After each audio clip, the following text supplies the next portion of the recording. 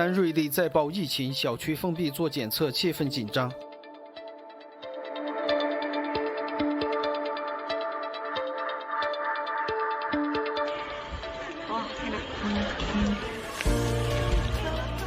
现在全小区都要做那个核酸检测。而且第一份的这个全世界公布的第一个人体数据也是武汉的数据，疫苗的第一针要打在武汉。其实当时手术时候我们是有点犹豫的，我们志愿者到哪里找？才108个受试者，结果2天就报名5346名，而且很多是2期的时候是1期的，就是2期很多就是1期家里人。包括他的夫妻，甚至有夫妻2个来打的。中共继续对蒙族施压，意图用金钱和取消学籍来围困蒙族学生。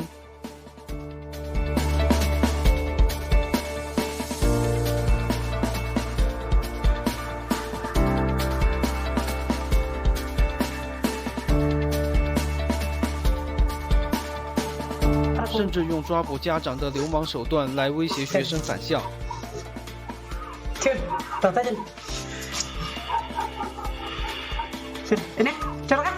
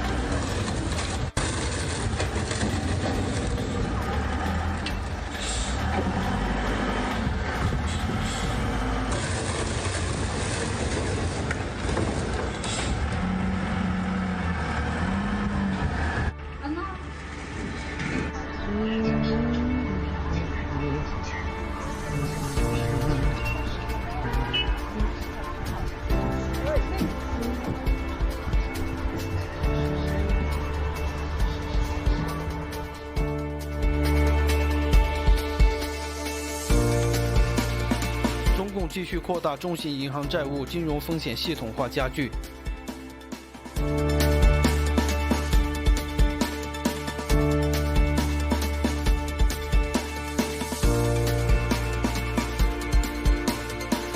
同时，中共央行前副行长吴小林提醒，房产泡沫恐随时破灭。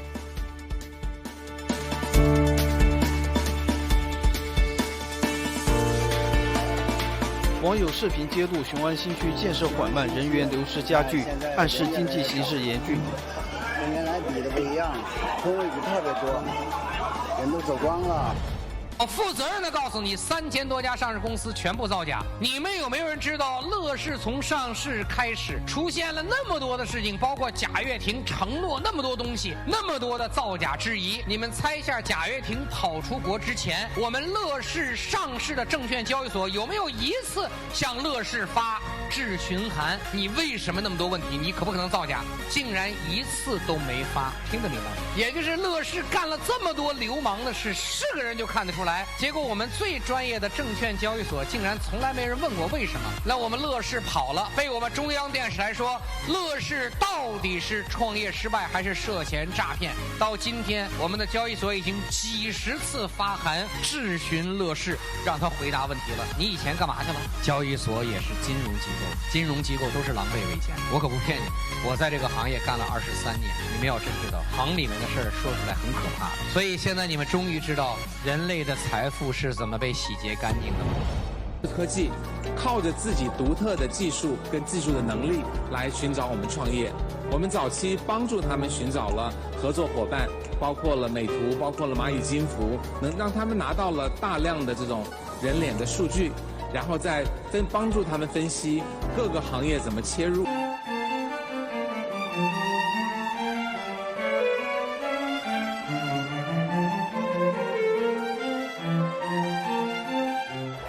第一次喝，丰收的感觉特别的快乐。去年9月份开始啊，到3号楼这边来，感觉到这个咱们楼前面有这样一块荒地啊，想着既对孩子的教育有意义，开发了这样一个麦田，让学生体会到从麦出到成熟这样一个过程我们老师们呢也是想和学生这样一起做麦田的守望者。9月12日，安徽合肥庐江县仍然被洪水淹没，没有任何缓解迹象。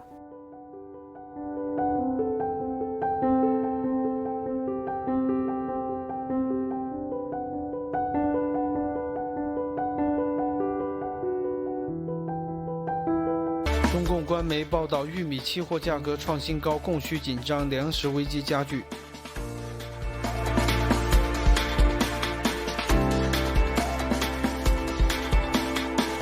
中共城管当街抢劫百姓，阻止拍摄流氓恶行，让人愤慨。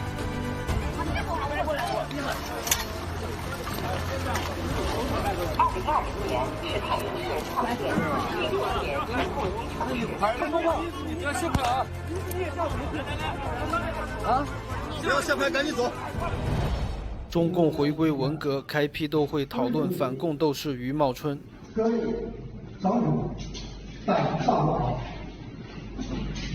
今天我们一视同仁，人劳示威。日本防卫大臣河野太郎在美日联盟60周年会议中提醒中共威胁。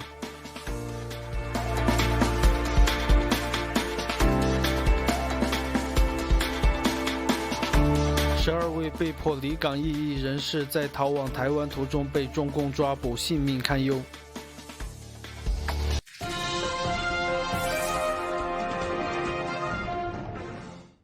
Ahead of a looming mid-September deadline forcing the sale of TikTok's business in the U.S., Chinese officials say they would rather see the popular short-form video app go dark in the U.S. than be forced into a sale, sources with direct knowledge of the matter told Reuters exclusively on Friday. Parent company ByteDance has been in talks to sell TikTok's U.S. operations to potential buyers, including a joint bid from Microsoft and Walmart and a separate offer from Oracle. The thinking inside the Chinese government, according to sources, is that a forced sale would make both ByteDance and China appear weak in the face of pressure from Washington. China is willing to use revisions it made to a technology exports list issued last month to delay any deal if it had to, according to sources who spoke on the condition of anonymity, given the sensitivity of the situation. As if 2020 wasn't strange enough already, the San Francisco Golden Gate Bridge remains shrouded in smoke, in a pale comparison to what the morning commute looked like this week.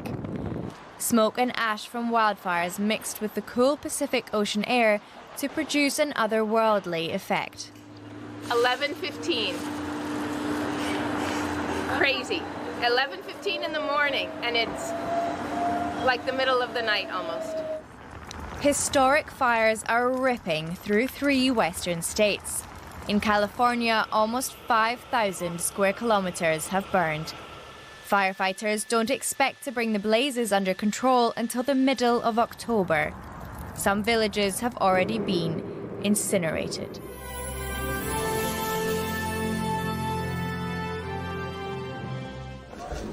US Secretary of State Mike Pompeo has called on the government of Afghanistan and leaders of Taliban insurgents to seize the opportunity to strike a comprehensive peace deal.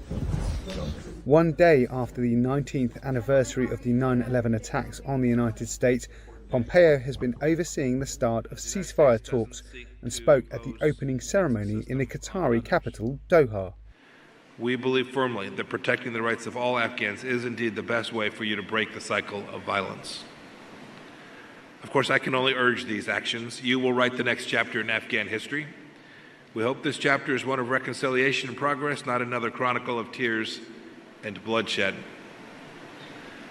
We urge you to make decisions that move away from the violence and the corruption and towards peace and development and prosperity.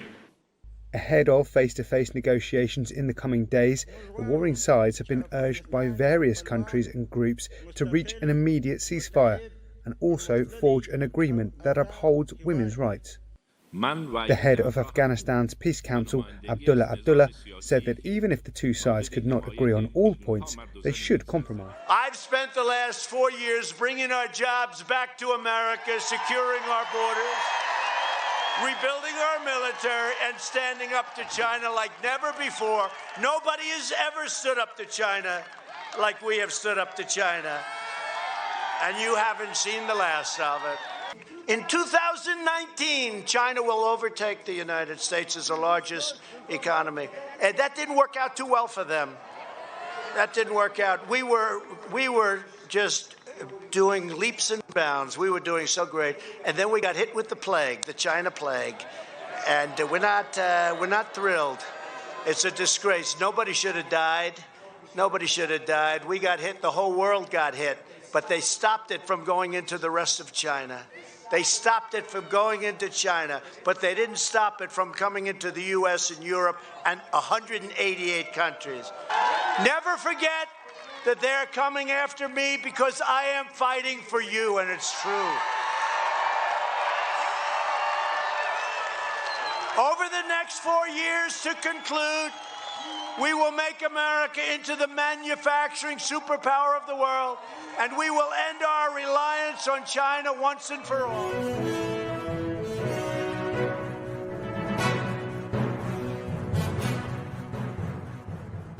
The only objective then is to leave a friendly government in place and go home. Instead, we moved on to all sorts of other things that had nothing to do with that original mission. And yeah, now, almost 2 decades later, with all that blood and treasure, we are facing the fact that that was the wrong move. Same as in Iraq, I would suggest to you.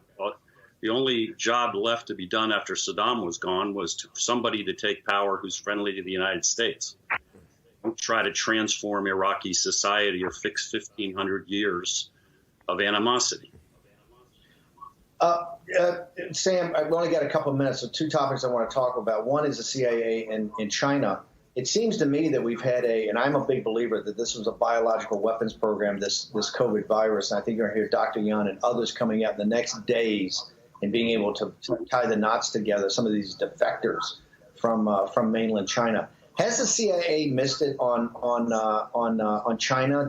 Was there too much time spent on Afghanistan and Iraq and focus on radical Islamic jihad, where they missed maybe the biggest existential threat the United States has ever had, and particularly in this biological and chemical weapons program that the Chinese Communist Party and the PLA have? Yeah, well, there's no question we missed the boat on China, whether that's because we were too busy in Afghanistan or that's because politics has sort of taken over at CIA headquarters.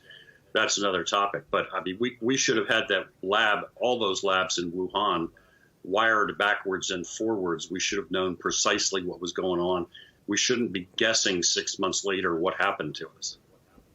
Sam, you've written a brilliant piece in The Revolver. We're going to have you back on next week to go into more detail because we don't have enough time now. But just briefly, you're very concerned about what you're seeing going on today in the streets of America. I know Raheem's got some updates, but just tell us briefly, what's the piece? We're going to have you next week to talk about it. Right. Well, essentially, the thesis of the piece is, look, this is not peaceful protest, and this is not people who want to make marginal changes around the edges. What's happening here is we have a full-blown Marxist insurgency on the streets of our country being directed by folks who have been working this problem for decades. And we need to face that and respond appropriately. You're saying we have a Marxist insurgency. You, a career CIA officer, saying we have a Marxist insurgency on the streets of America. Yeah, without question. And I don't use that term as a throwaway or cavalierly. I mean that precisely. One of the groups involved here is the Revolutionary Communist Party of the United States.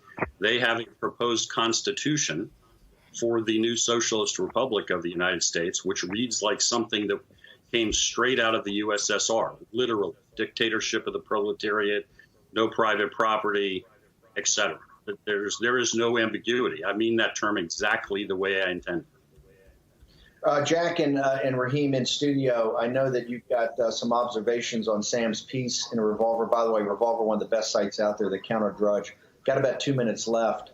I don't know if you have a question for Sam, but I also know you have some new reporting or some things you're working on, Raheem.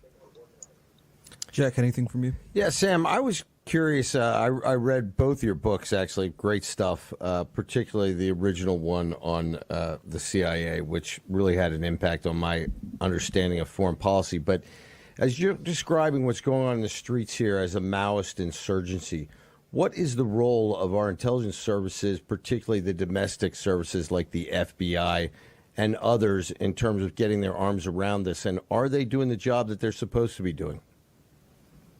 Look, with all due respect to the average folks that are in the FBI who are great people and trying to do God's work, the answer to that question is no, obviously. You can't have a gigantic communist insurgency grow and be launched on our soil, and we are apparently surprised by it, and we apparently find out which city is going to go up in flames next when it happens. You can't possibly have that and conclude that we're collecting the intelligence internally that we should. When I think the reality is we're lucky if we have a half dozen sources nationwide inside this entire movement. So what are your solutions to that? What should we do to counter? Well, we have an entire national security branch in the FBI, which is essentially supposed to be our version of MI5, domestic intelligence collection. Make them do their job. Now, I suspect what you're going to find very quickly is that they are blocked every time they attempt to do their job on domestic terrorism and insurgency by the Department of Justice. So, therefore, Attorney General Barr needs to make that change. He needs to issue whatever direction and orders and fire whoever he needs to fire. And the FBI needs to get out and get after it. These guys should not be able to move on our turf without us knowing before they do what they're planning on doing. That's the way this works. Sam, where can people follow you? AndMagazine.com. All right, we'll make sure we get up all the links to the War Room and to the War Room audience. Sam Faddis, thank you so much for joining us. We'll be right back with more War Room Pandemic.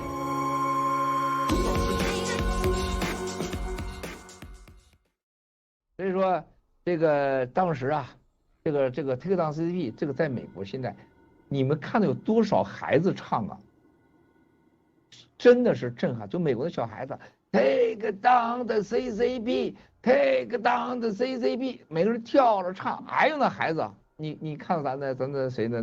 你看到咱的律师的孩子家人都在唱，啊，一家人唱，好多人唱就唱哭了。我突然就找到同感了，不是就是啊。为什么我们待在家里啊？谁要杀了我们的家 family 啊？CCP 啊，对吧？这个力量太大了。大家说都绑定美国买了，记住，美国的账号买的85%，在美国和西方，我可以告诉大家 ，Take Down CCP 这个歌绝对超过了这是我们的博博士艾丽，还有赵博士说都是准确的，绝对超过一个核弹的水平，因为这是个5分钟，它重复。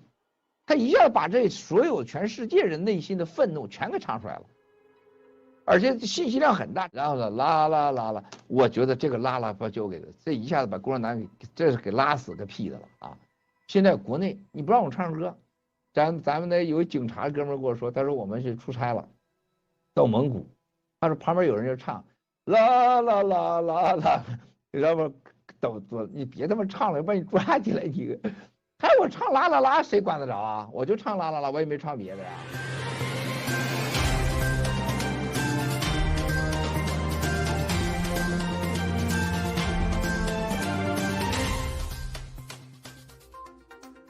奥地利总理称，奥地利出现第2波 CCP 病毒感染潮，印度的病例上升到475万，捷克共和国的感染病例数量创历史新高。印度内政部长从病毒感染中康复后离开医院。伊朗卫生部说，伊朗确认的感染病例超过40万。阿斯利康恢复疫苗试验。医生表示，森林野火造成的空气污染会使人们更容易感染冠状病毒。